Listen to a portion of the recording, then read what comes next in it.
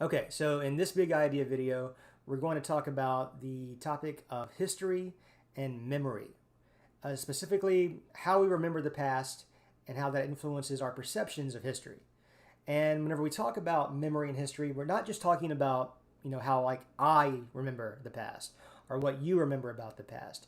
Individual memory is one aspect of it, but we're also talking about this idea, this concept of collective memory or public memory, where different people of certain groups have come together to remember the past a certain way.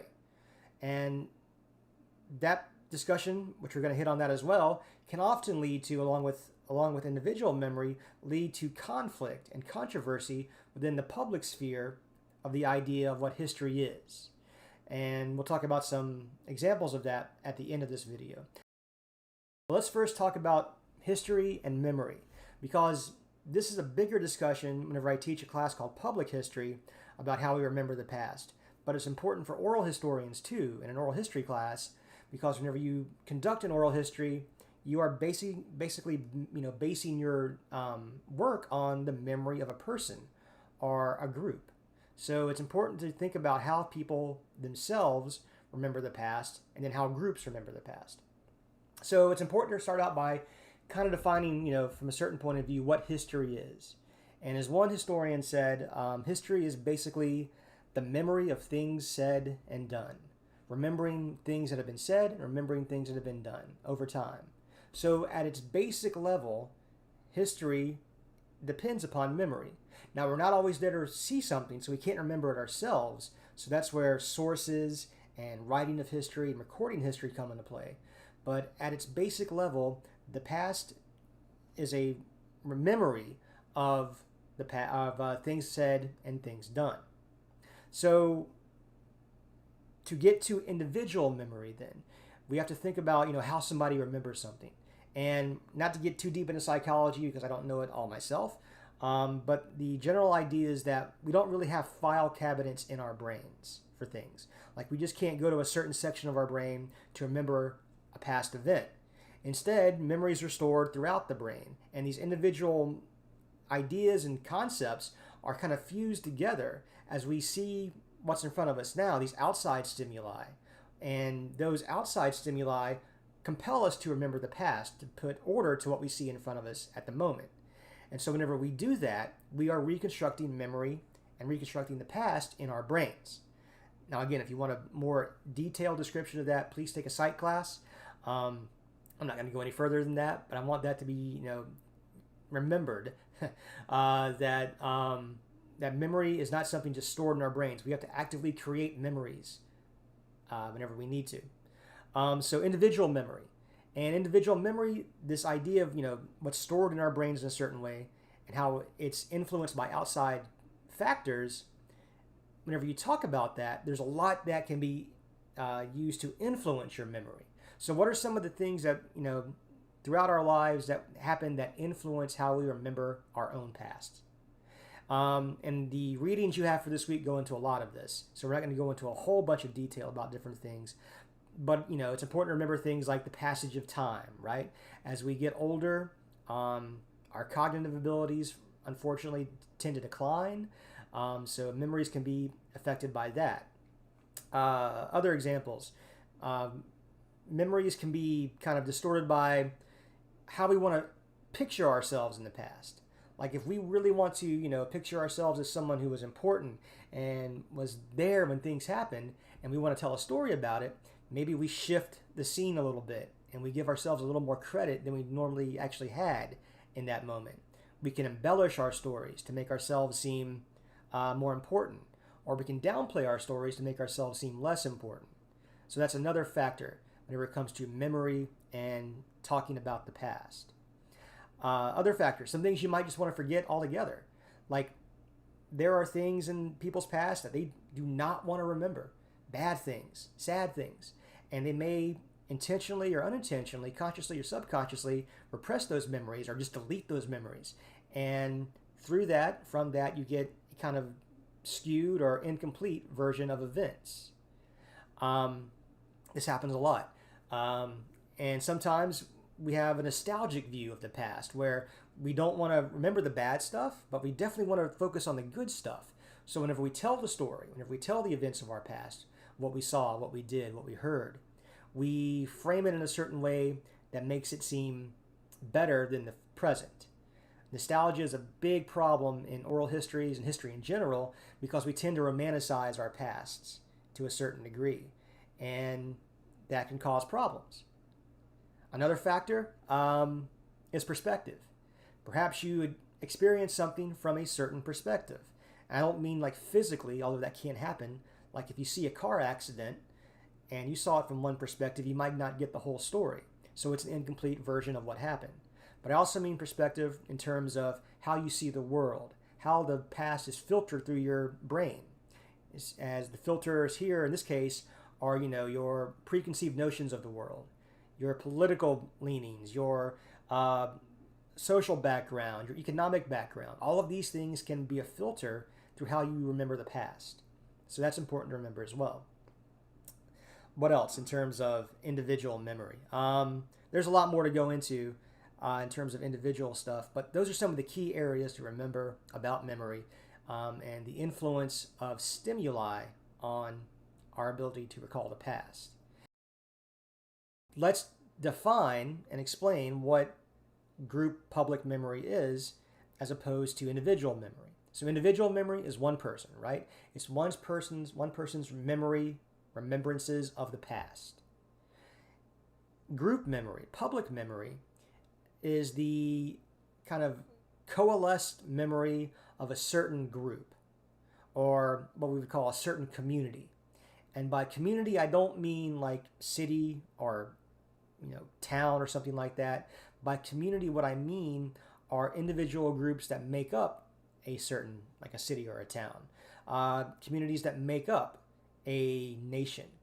And communities are, vast in terms of how they're kind of, conceived. They're basically interest groups of like-minded people.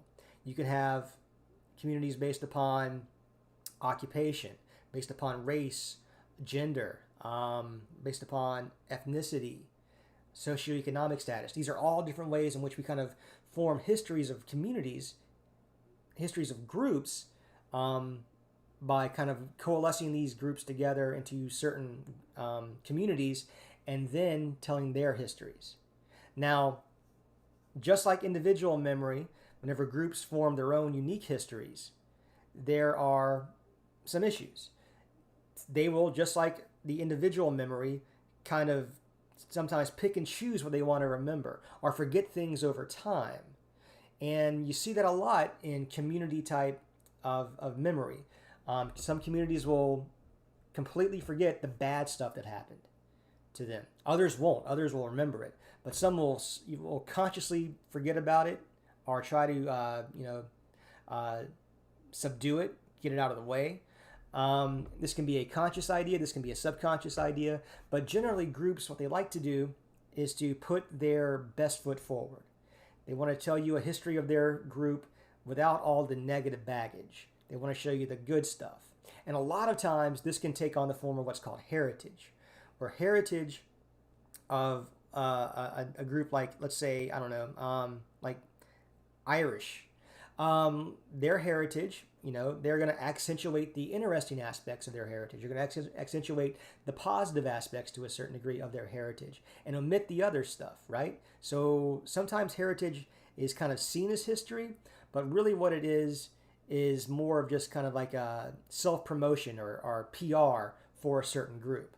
So that's important to remember, is that heritage is not always history. It's kind of like the best foot forward version of your community's history. But community history as a whole, for each individual group, is kind of this patchwork to a certain degree of the things we want to remember about ourselves and the things we choose to not remember about ourselves for one reason or another.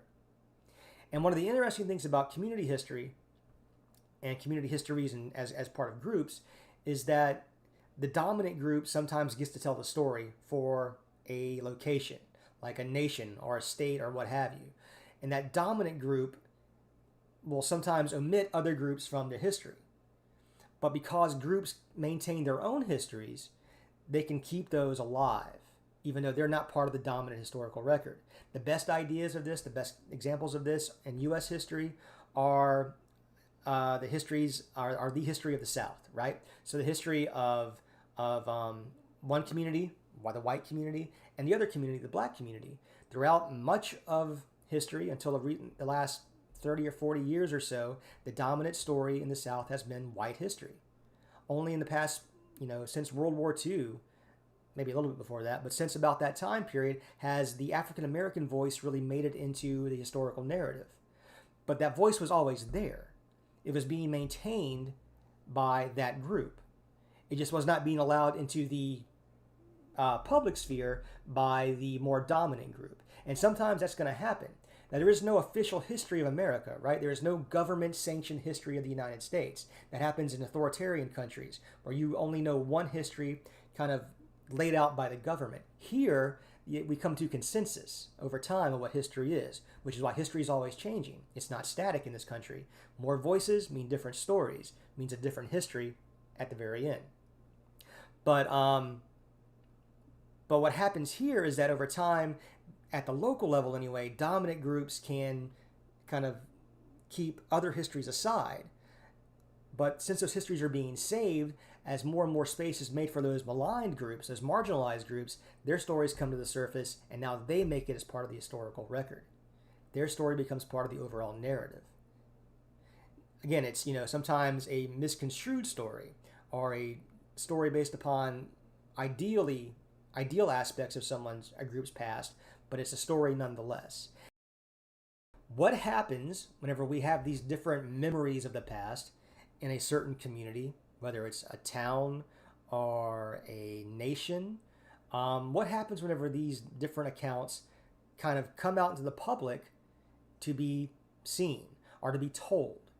And the typical way in which communities, and by communities I can mean locations, but I can also mean groups, the most typical way in which communities try to present their history to the rest of the world publicly is through the use of historic sites or monuments, things that are meant to memorialize or commemorate or celebrate certain aspects of a group's history. Now, this is where controversy takes place. And again, we talk about this more in my public history class, where public historians, of which oral history is a subset, public historians are kind of in the crossfire of these events because public historians are out there in the community trying to tell stories. And sometimes those stories are going to conflict with each other. So whenever I talk about the idea of these competing histories, some good examples of this and how they kind of come to the forefront, and you see as an audience how these histories kind of combat each other. You see that most typically nowadays in terms of monuments, specifically Civil War monuments. So that's a huge issue now, right? We all know this, especially in the South, the idea of monuments and new voices that are being heard challenging the old stories, the old memories. These new memories that were not always known are coming to the forefront, and now these two ideas of the past from two different groups are coming to conflict. So that's why you have controversy over things like Confederate memorials. If you look at the Vietnam Memorial, which is another very popular memorial in Washington, D.C., maybe you've seen it, maybe you know of it. It is actually, whenever it was first presented anyway, had a lot of controversy surrounding it. People saw that memorial, and there were two groups almost immediately split. Some loved it, and some hated it. Some loved it because it was something different. It was abstract. It was meant to kind of like evoke a certain sense of awe and sadness for the Vietnam War and the people who died, the veterans who died in it, the soldiers who died in it. That was the group that liked the monument. The group that disliked the monument, that really hated the monument, was that they didn't see it as a war to commemorate. They saw it as a monument to commemorate the war. They saw it as a monument to shame from the war. It didn't look like older monuments where you have gallant soldiers and bronze statues, raising flags or looking strong out in the distance, that kind of stuff. It was more, again, of an abstract piece. And what they saw from their perspective, those who hated the monument, was a monument to defeat, a monument to death, essentially, to a certain degree. Now, the other ideas won out over time. People see the Vietnam Memorial now as something, beautiful, something poignant, but even that actual monument had a lot of controversy going on because two different groups remembered the Vietnam War, or even more importantly, wanted to remember the Vietnam War in different ways. Another example of this and how memory kind of conflicts with history in the public sphere is I use this in my other class, the idea of the Enola Gay exhibit from the Smithsonian Institute. Around 1995, this took place. And if you're not familiar with the Enola Gay, it's the B-29, the super fortress that dropped the atomic bomb on Hiroshima. And the Smithsonian is going to commemorate the 50th anniversary of the end of World War II by having this huge exhibit with the Enola Gay, at least the fuselage of the Enola Gay, as its primary centerpiece of its exhibit. Now, what happened was that the Smithsonian had one view of the past of World War II that it wanted to show the public, but veterans associations, vets of World War II, had a different idea. And whenever vets of World War II saw what the Smithsonian was going to do, they were up in arms over it. The Smithsonian was going to tell a complete story, especially of the bombing of Hiroshima. It was going to not just talk about the building of the bomb, dropping the bomb, but it was also going to talk about the after effects of the bomb and how it basically destroyed the city of Hiroshima and how the horrific effects of the bomb on Japanese civilians. Well, that, of course, upset World War II vets. It's the 50th anniversary of the war ending. These guys, deserve to be celebrated for winning the war, for ending the war, for making the world safe for democracy, basically. And so they said, no, we don't want you to show an exhibit to the public where it talks about the atrocities of war necessarily. We want this to be more of a celebration for the veterans, more of a positive aspect, positive portrayal of the war for the veterans. So there was a big dust up over that in the mid-90s. So this shows you how memory and history, especially whenever two groups with different ideas of the past come to the public to share those memories of the past, how they can come into conflict. And it's all around us even today. You guys, are all aware of these issues taking place.